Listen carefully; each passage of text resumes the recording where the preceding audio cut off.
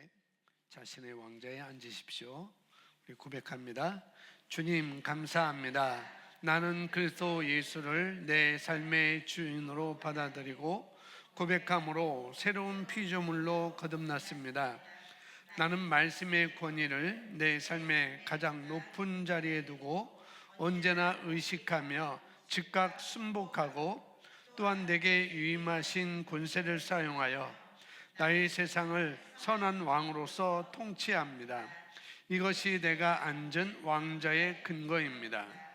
주님께서 내게 주신 영적인 자유의지와 선택권을 나는 바르게 사용합니다.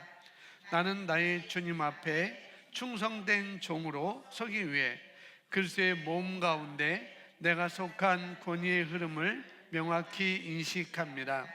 세상 모든 피조물은 권위에 온전히 연결될 때 가장 안전하고 완전하고 행복함을 깨닫고 가장 먼저 나 자신을 주님과 교회의 권위 앞에서 조정하고 정비하며 또한 내게 속한 것들을 존중, 섬김, 사랑으로 바르게 다스립니다. 나의 느낌이나 지식이나 상황과 관계없이 영적인 진리는 이미 세워진 것이며 결코 변하지 않습니다. 나는 무지하기를 거절합니다. 말씀에서 말하는 내가 누구인지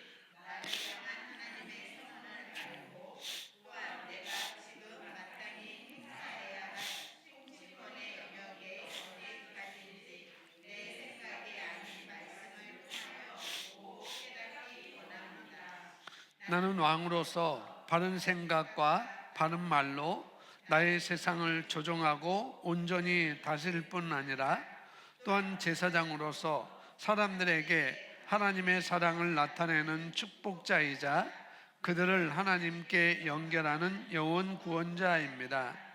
나는 내가 있는 곳에서 믿음과 삶의 공동체인 교회를 세우고 그 안에서 각자의 책임을 다하고 서로 합심하며 언제나 올바른 것을 도모하고 결과를 냅니다. 나는 어느 곳에서나 섬기는 자, 책임지는 자, 나누는 자로 인정받으며 항상 남을 나보다 더 낮게 여기고 상대를 세우기를 기뻐합니다. 이것이 참으로 나를 높여주는 영적인 원리이며 주님께서 주신 가장 멋진 삶입니다. 아멘.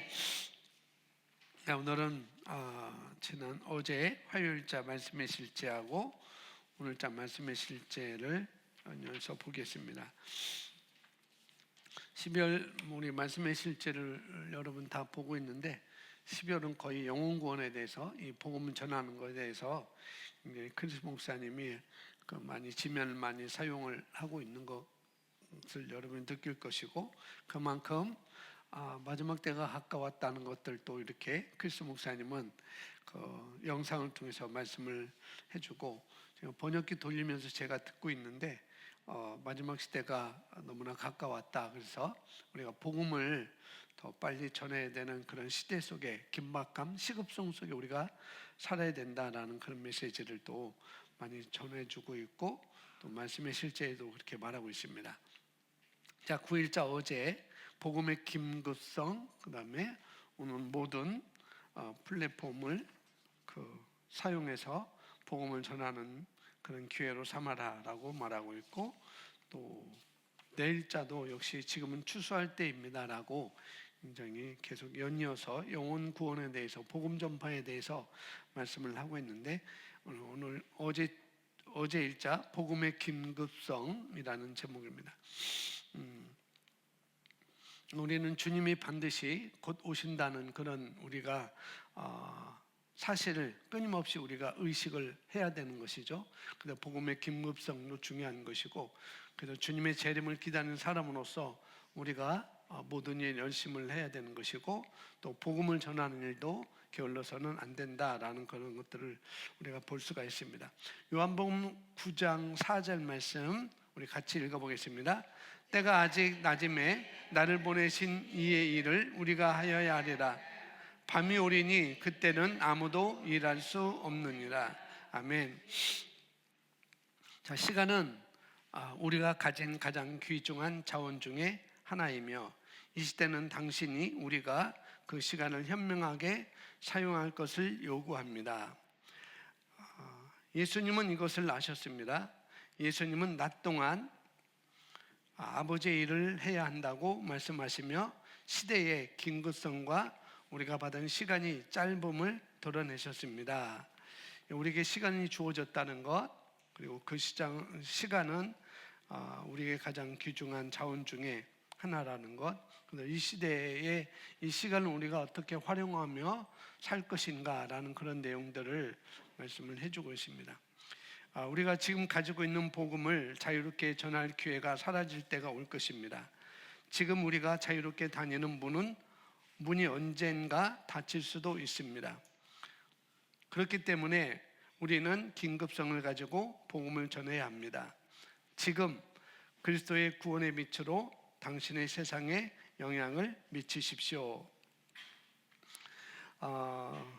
여기서 우리가 복음을 자유롭게 전할 기회가 사라질 때가 올 것이다 라고 했는데, 여러 가지 방식으로 이렇게 오겠죠. 여러 가지 방식으로 오겠고, 어떤 나라들은 복음을 전하는데 다칠 것이고, 또 나라 가운데 또 어떤 도시는 복음을 전하는데 또 다칠 수도 있고, 미국 같은 경우는 52개의 주로 나눠져 있는데 어떤 주는 복음을 맘대로 이렇게 전할 수 있고, 어떤 주는 복음을 전하는데 집회도 못하게 하고, 그렇게 미국조차도 그런 나라 주들이 많이 있다는 거죠. 우리나라도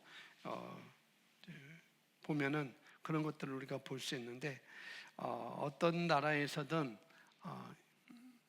또 어떤 나라는 개종을 방지하는 그런 법안을 또 내기도 합니다. 만약에 이슬람 신도라고 하면은 이슬람 신도가 기독교인으로 개종하는 것을 법안을 정해서 못하게 하고, 그런 것들. 기독교는 그러지 않죠. 근데 타종교들은 이렇게 여러 가지 방법으로 이 복음을 전하는 것에 대해서 문을 닫고 믿는 그 복음을 개종하는 그런 법안을 제정하기도 하죠. 그러면 더 이상 그곳에서 지금처럼 말씀을 자유롭게 전할 수 없는, 복음을 전할 수 없는 그런 시대가 다가오고 있다라고 말하고 있고요. 그래서 우리나라도 그 예외는 아닐 수가 없는 거죠. 우리나라도 충분히 그렇게 할 수 있고, 그래서 결코 우리가 살아가는 데 있어서, 그래서 우리가 결코 낙심하거나 또 아픈 것으로 인하여서 낙심하거나 또 다른 것으로 인하여서 우리가 주의를 빼앗기면 안 되는 거죠. 이 시대의 복음의 긴급성을 우리가 알고 다른 것에 우리가 주의를 빼앗겨서는 안 되는 것이고, 그래서 긴급성과 우리가 또 확신을 가지고 복음을 전해야 할 때가 이때다라고 이렇게 볼 수가 있고요. 예수님이 낮 동안에 아버지의 일을 해야 한다고 말씀하신 거예요. 이게 낮은 우리가 낮과 밤으로 나눈 이 낮은 뭐냐면은 오늘 말씀으로 이렇게 보면 열려 있을 때가 낮이라고 보는 거죠. 우리가 복음을 전할 수 있는 그런 때, 열려 있을 때, 문이 닫히지 않고 열려 있을 때, 그런 때라고 이렇게 볼 수 있고, 성경은 온 천하에 다니며 복음을 전하라고 말했고, 말세는 그 끝은, 세상의 끝은 땅 끝까지 복음이 전해질 때, 이제 끝이 오리라라고 했는데, 또 어떤 그 번역에 있어서는 그 땅 끝까지는 어떤 각 개인의 그런 것일 수도 있고, 어떤 어떤 정식적으로 세워진 그런 국가, 그런 것들을 또 의미한다고 이렇게 어떤 분들은 얘기를 하는데, 어쨌거나 이 시대에는 가면 갈수록 복음을 전할 수 있는 기회가 많이 사라질 수도 있다라는 그런 긴급성을 갖고 있어야 된다라고 말하면서, 우리가 시간이 우리에게 주어졌을 때 그 시간을 우리가 어떻게 활용할 것인가를 말해주고 있습니다. 자, 전도를 미루는 것은 전도를 미루는 것은 여러 가지가 있겠죠. 뭐 시험 들어서 전도를 못할 수도 있고, 또 시련 때문에 전도를 못할 수도 있고, 뭐 여러 가지 박해, 무엇이든지 간에 그런 것이 있을 때라도 우리가 이 복음을 전하는 일에서 전도를 미루는 것은 안 된다라고 말하고 있습니다. 그래서 오늘 당신에게서 진리를 들어야 했던 누군가에게 영원한 손실을 의미할 수 있습니다. 뭐냐면 복음을, 전도를 미루는 것이 손실을 의미할 수 있다는 거죠. 그 직장 동료, 이웃 또는 친구는 또 다른 기회를 얻지 못할 수도 있습니다. 당신은 그들의 빛입니다. 당신은 그들의 어둠에서 하나님의 아들의 영광스러운 자유로 인도하는 하나님의 접촉점입니다. 그들이 하나님 없이 또 다른 하루를 살지 않도록 하십시오. 성경은 하나님과 그리스도 없이 세상에서 살고 있는 사람들의 암울한 상태를 묘사합니다. 에베소서 2장 12절에 그들은 너희는 그리스도 밖에 있었고 하나님과 하나님의 약속에서 거리가 먼 자고, 그렇게 계속 그렇게 말하고 있죠. 그래서 그들은 소망이 없고 절망에 빠져 있으며 파멸할 운명입니다. 그러나 당신은 그들의 희망입니다. 뭐 소망 있다고 살 수가 있겠죠. 또 우리는 절망하지 않는다고 이렇게 할 수가 있겠지만은, 그러나 영원으로 볼 때 이들은 소망이 없는 거죠. 이 땅에 소망으로 두고 살지만은, 그러나 이 땅이 전부가 아니기 때문에 그들은 소망이 없고 또 절망에 빠져 있고 파멸할 운명이다. 그러나 우리는 그들의 희망입니다. 지금 안일한 기독교의 때가 아닌 담대한 행동의 때입니다. 모든 민족의 복음을 전하는 일을 완성할 때입니다. 당신의 삶을 하늘의 긴급함에 맞추십시오. 모든 순간이 중요합니다. 모든 영혼이 중요합니다. 그러므로 성령님의 인도하심을 따라 지금 주어진 기회를 놓치지 마십시오. 할 수 있을 때 할 수 있는 모든 것을 하십시오. 주님의 말씀을 기억하십시오. 때가 아직 낮음에 나를 보내신 이의 일을 우리가 하여야 하리라. 밤이 오리니 그때는 아무도 일할 수 없느니라.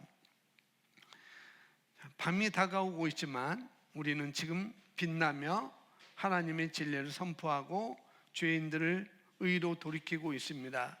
우리는 그리스도의 사랑에 강권되었고, 고린도전서 9장 16절에 나오는 사도 바울의 말처럼 복음을 전할 필요가 있습니다. 우리가 복음을 전하지 않는다면 우리에게 화가 있을 것입니다. 열방은 준비되어 있고 추수할 때가 되었으며 우리는 열매를 거두고 있습니다. 그래서 오늘자 수요일 모든 플랫폼을 사용하십시오라고 제목입니다. 성경 고린도전서 9장 22절인데요. 내가 여러 사람에게 여러 모습이 된 것은 아무쪼록 몇 사람이라도 구원하고자 함이니 라고 사도 바울이 고백합니다. 자, 오늘날처럼 전 세계가 연결된 적은 없습니다. 기술, 미디어, 여행, 통신은 한때 상상할 수 없었던 플랫폼을 열었습니다. 영혼 구원자로서 당신은 이것들을 유행이 아닌 도구, 곧 복음 전파로 보아야 합니다 라고 말하고 있습니다. 이 시대 교회 역사상 가장 준비가 잘 된 시대라고 이렇게 볼 수가 있다는 거죠. 왜 기술도 그렇고 미디어, 여행, 통신 이런 거를 볼 때 이 시대는 교회 역사상 가장 준비가 잘 된 시대다라고 볼 수가 있고, 그런데 이것을 유행이 아닌 도구로 사용하라고 말했습니다. 유행이 아니고 또 어떤 편리성이 아니고, 우리가 어떤 편리성을 위해서 온라인 예배를 드린다든지 뭐 편리성에서 그런 한데 이런 모든 것들은 우리의 편리성과 유행을 위한 도구가 아니라는 거죠. 왜 그러냐면은 이것은 통제할 수 없는 상황이 우리에게 닥칠 때, 그럴 때 복음을 전할 수 있을 때 아주 복음을 전할 수 없을 때 이런 것들은 아주 필수적인 조치라고 할 수 있는 거라는 거죠. 그래서 미디어, 또 통신 이런 것들, 여행 이런 것들 통해서 우리가 복음을 전할 수 있는 그런 도구로 우리가 봐야 된다라고 말하고 있습니다. 사도 바울은 이런 사고방식을 가지고 있었습니다. 그는 메시지를 타협하지 않고 가능한 한 많은 사람들에게 다가가기 위해 이 접근 방식을 적용했습니다. 그의 목표는 단순했습니다. 그러니까 바울은 시간, 또 에너지, 또 자원을 복음을 전하는 데 쏟아 부었던 것을 볼 수가 있죠. 그래서 우리의 직업, 또 여행, 개인적인 성공의 목표를 세우는 데 있어서도 개인적인 목표를 세우는 데만 두지 말고 복음을 전하는, 복음을 전파하기 위한 그런 개인적인 목표도 세우는 것도 중요하다는 거죠.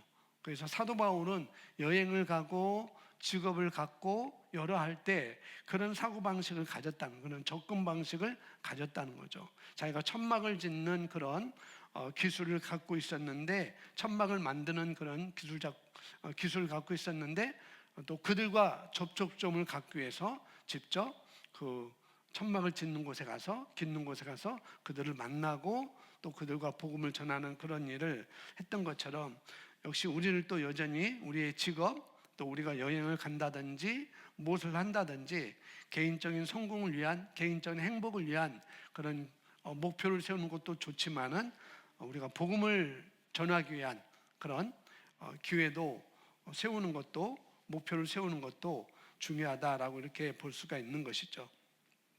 그래서 모든 사람은 아니더라도 어떻게든 몇 사람이라도 구원하는 것입니다.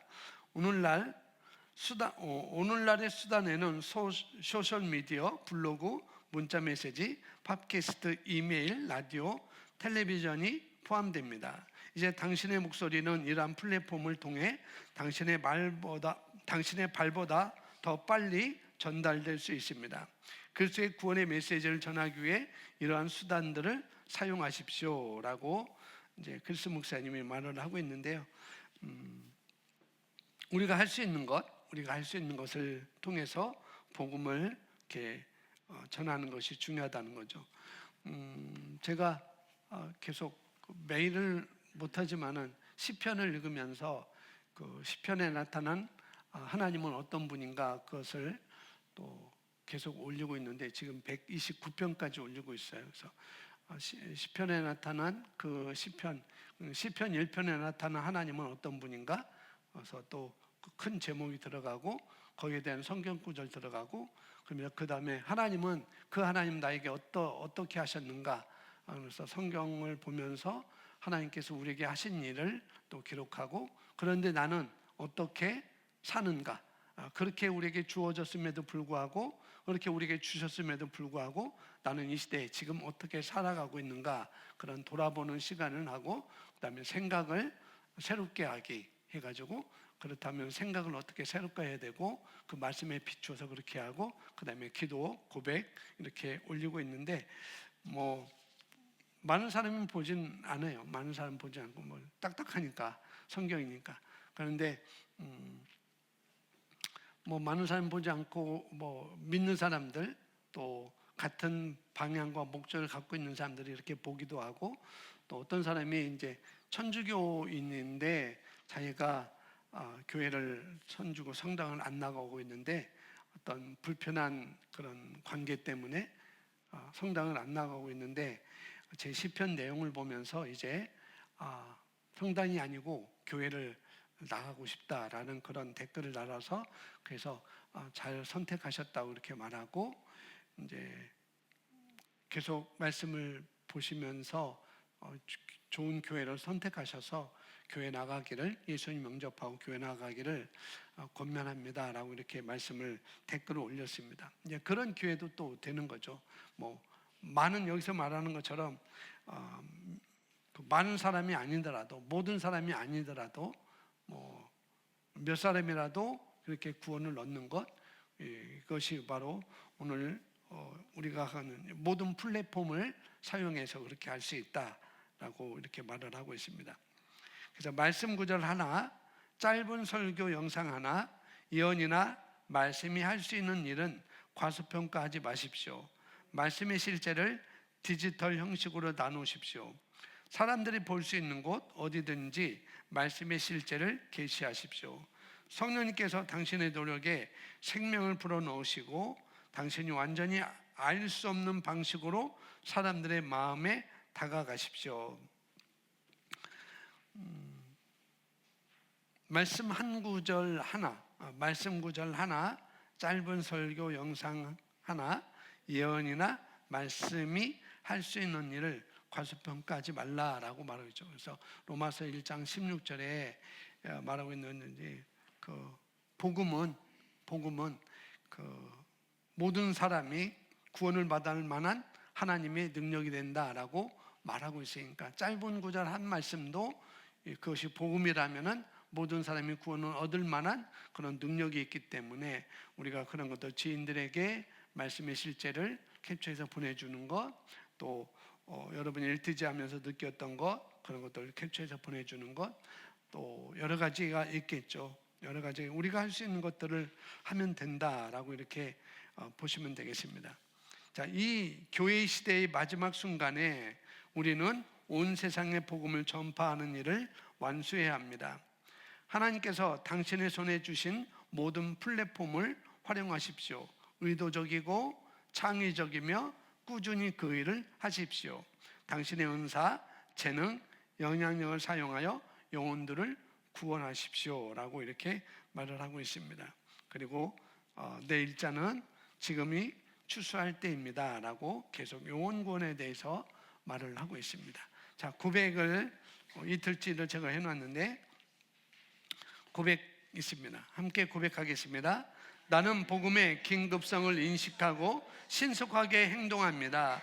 나는 신성한 때에 민감하며 영혼을 구원하고 빛을 발하고 복음을 전할 모든 기회를 붙잡습니다. 나는 지체하지 않으며 침묵하지 않을 것입니다. 나는 복음을 전파할 모든 기회와 플랫폼을 최대한 활용합니다.